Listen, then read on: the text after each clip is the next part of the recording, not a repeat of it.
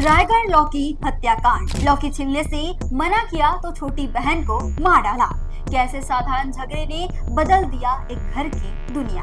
तो नमस्ते, मैं सोनी। ये मामला रायगढ़ जिले का है, जिसने सबको हिला कर रख दिया। एक छोटी बहन की जान चली गई और उसकी बड़ी बहन ने उसे मार डाला, सिर्फ इसलिए कि उसने खाना बनाने से इनकार कर दिया और सब्जी काटने से मना कर दिया।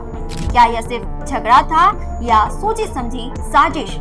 आइए जानते हैं इसकी पूरी कहानी। घटना अप्रैल 2024 की है। ग्राम पतरा पाली की रहने वाली 20 वर्षीय नेहा कुमारी महतो ने अपनी छोटी बहन रंजिता कुमारी पर हमला कर दिया। दोनों बहनों के बीच अक्सर रसोई और घर के कामों को लेकर विवाद होते ही रहते थे।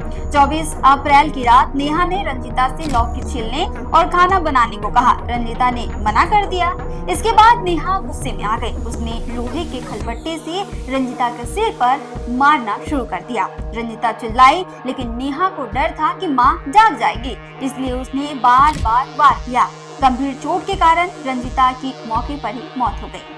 नेहा ने शव को कंबल से ढक दिया और कमरे की लाइट बंद करके वहीं बैठ गई। अगली सुबह उसने अपने पिता से कहा कि रंजिता उठ गई है, लेकिन सच सामने आया तो पूरे घर में सन्नाटा छा गया।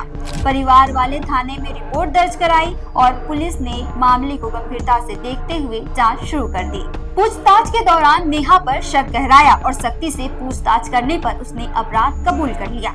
इसके बाद उसे गिरफ्तार कर कोर्ट में पेश किया गया। सुनवाई सत्र न्यायाधीश जितेंद्र कुमार जैन की अदालत में हुई।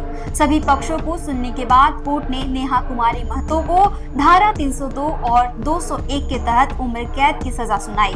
यह कहानी दिखाती है कि कभी-कभी छोटे-छोटे झगड़े भी कैसे पूरी जिंदगी बदल सकते हैं। छत्तीसगढ़ से जुड़े और अपडेट्स के लिए आप देखते रहें OM छत्तीसगढ़।